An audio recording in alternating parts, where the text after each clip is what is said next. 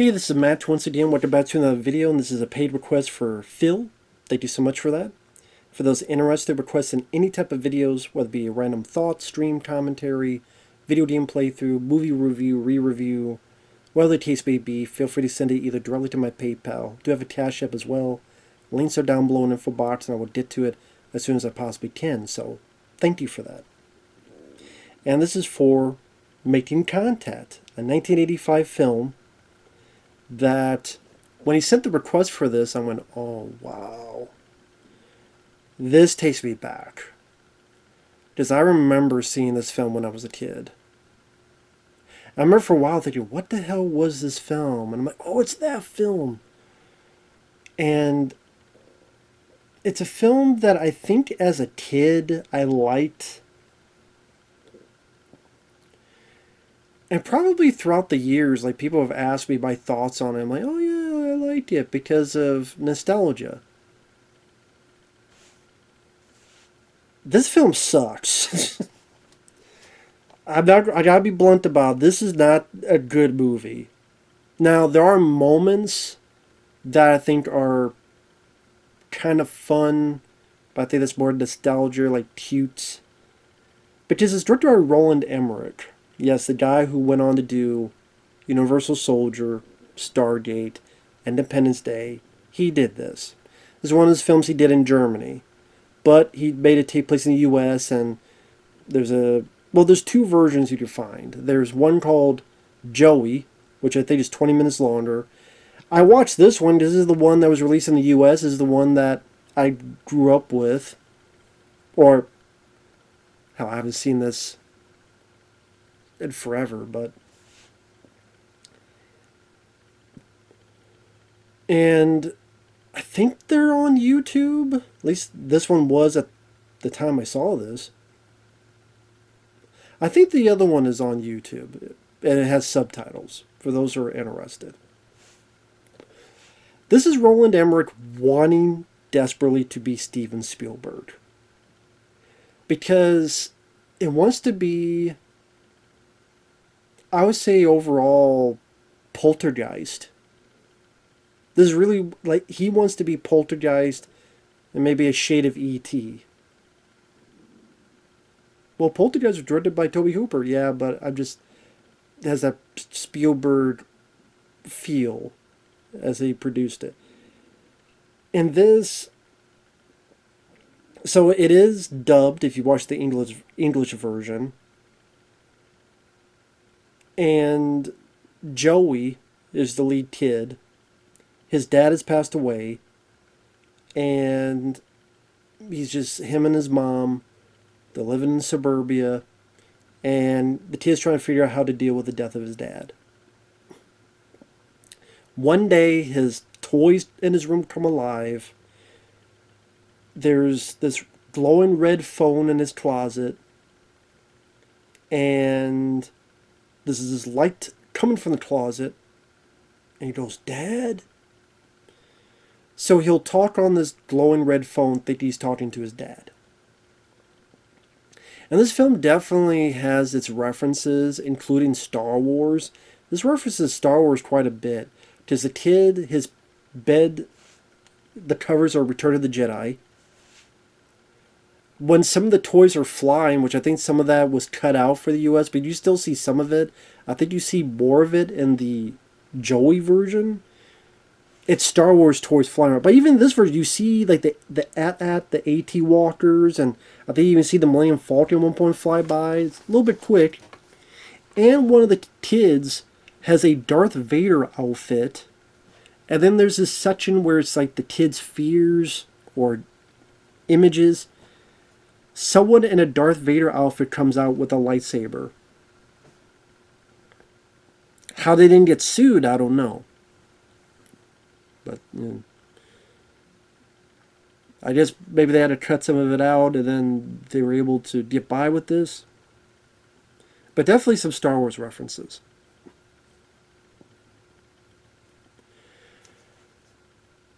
If I'm trying to tell you what the hell this movie's about,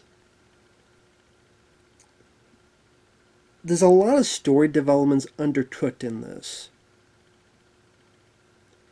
And there's a lot of, well, why is that happening?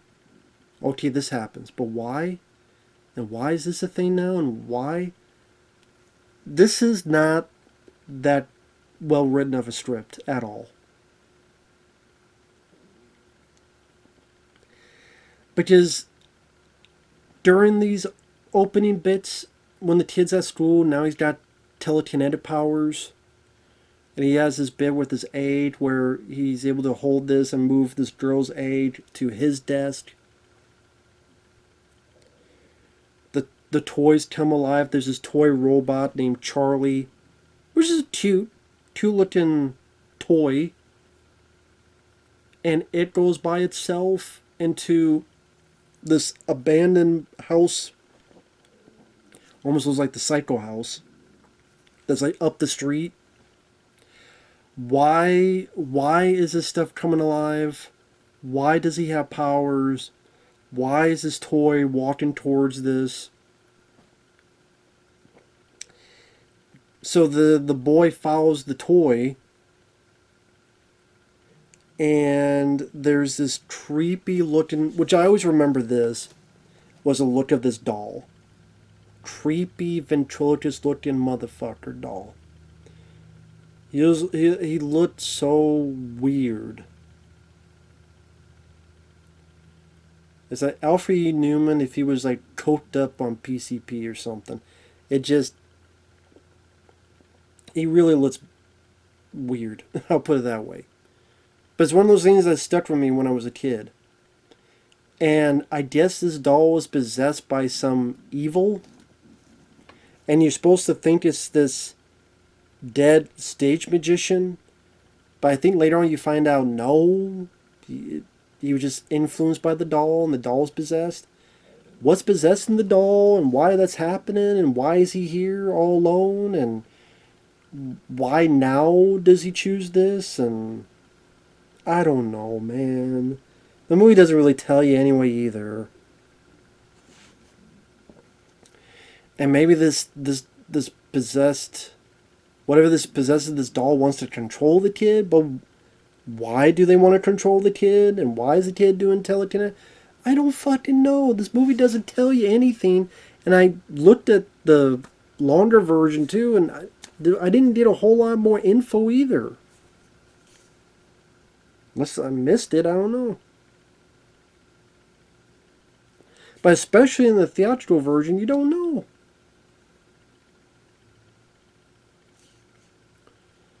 So the bullies who you barely know other than they were addicted to him because your dad died, haha. They try to bully him some more. They have these toy tanks and it's trying to shoot at the little robot Charlie. So Joey burns up and blows up the toy tanks. This creepy looking doll eventually goes yeah toward the kid, starts attacking the kid. Earlier threatened his mom by trying to throw knives at her. The kid strangles the doll. I guess stops him for a while or something. Because then the next thing you know, there's these scientists. Because by this point, the mom believes in what's going on too. So now there's these scientists. Just like you had the parapsychologist in the Poltergeist. And they're studying him and they're testing him. And while they're doing that, the bullies, for some fucking reason, I can't remember why, they want revenge on Joey, but they go into that abandoned house. I forget what reason they said. And pretty much they get trapped there. The little girl who's friends with Joey says, you gotta help him, you gotta help him. I'm thinking, why? They're dickhead douchebags and why do I have to help him? I don't have to help him with shit. Why do I need to do anything? But whatever. Him and the girl go over. And that's where you get the bit where the kids start seeing, I guess, their fear manifestations. So there's a fat kid, so he sees like a hungry giant cheeseburger. This is one kid, he sees, I guess, like a zombie guy. Then the head bully sees Darth Vader. One kid saw like a giant Gamera looking monster thing. They did Lost because now it's more of a maze, and there's this wide shot where it really is like a maze. So it does try to implement special effects like an American production. Does Roland Emmerich really wanted to be Steven Spielberg and George Lucas? He really wanted to be that, so they try to implement effects. Granted, you don't know why the fuck this all happened and how this all came to be and why, what, when, where, how. I guess they figure you're not going to worry about that. I'm like, yes, people are.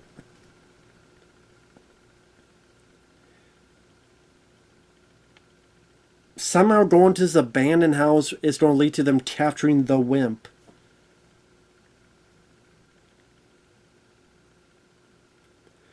Eventually, Joey and the girl find them.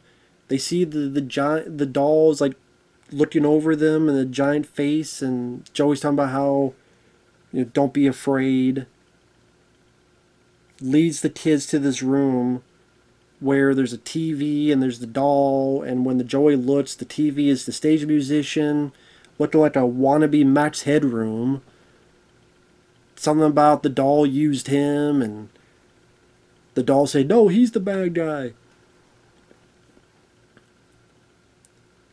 So then Joey has to open a door, and I guess his father is there or something. I don't know. He goes through the door. There's some weird visuals. Then the kids are out of there. A cool looking shot where the doll flies back and burns to death. Cool shot. I don't know why the fuck any of this is happening. I defy anyone to tell me why the fuck any of this is happening. I defy Phil to tell me why the fuck any of this is happening. And that's what was annoying about this fucking film. Just like, why is this happening? Anything happening?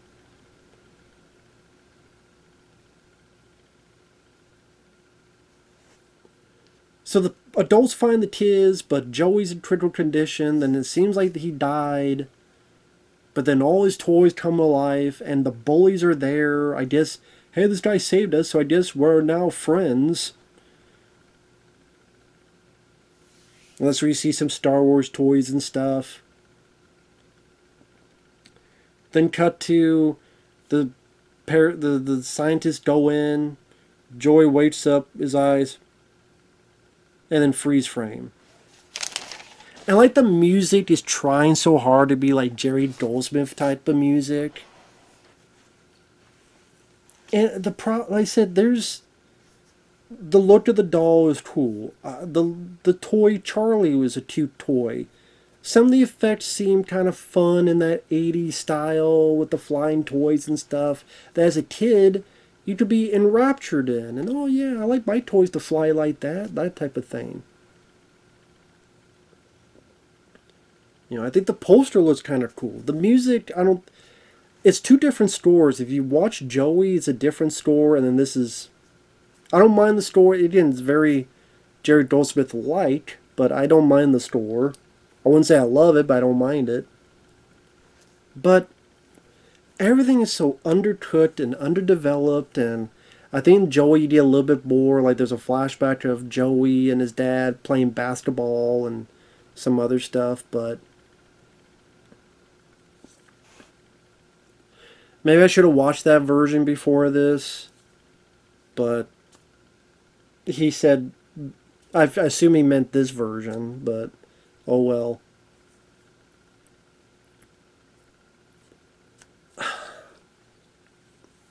Like the bullies are barely anything in the movie. You see them in a couple scenes, then they're trapped, then they're saved, and then all of a sudden they're buddy with the lead. It's like, no, I don't buy any of it.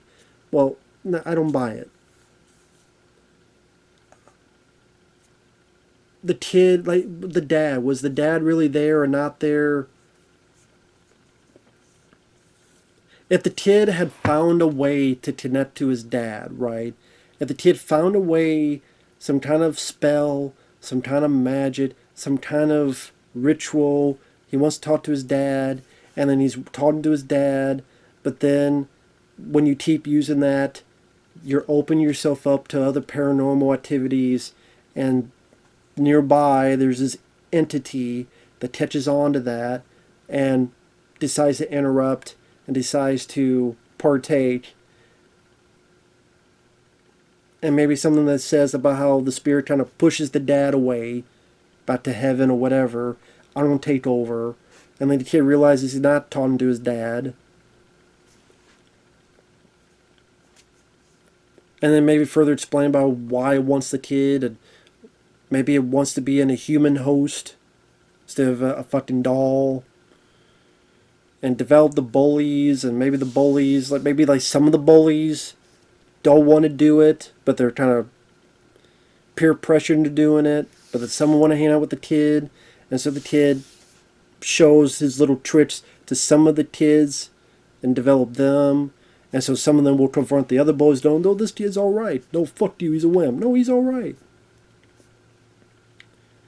And scenes between the mom and the kid and having to deal with loss, having to deal with death, having the need to move on, that you can't hold on to it, you need to move on.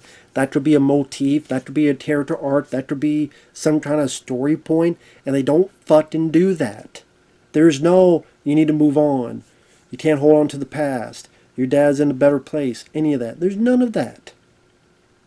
Doesn't explain anything, especially in the theatrical cut. The U.S. cut, I'll say the U.S. cut, it just... And there's barely any development, so why should I care about anybody in the movie? Why should I care about Joey? And they really, get right into it. I think it's within 5 minutes that the 5 or so, 6 minutes that this toy starts floating around and the red phone. There's, no build-up. It's there's a little scene, like a funeral or whatever, and then they slam you right into it. I'm like, goddamn, let the film breathe a little bit. Develop it a bit. That's how they did in Poltergeist. And other more better, successful movies.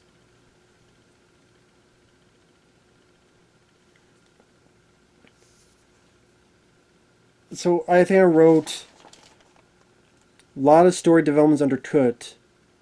His dad, the kids, the reasoning. Yeah, his dad's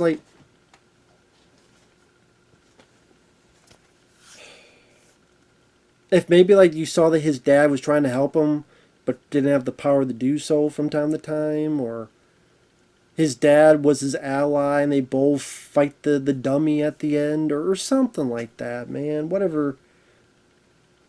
No, it just opens a door and then it makes the dummy fly back and then he goes in the door and he sees blah blah blah and then it's over. Yeah, whatever, man.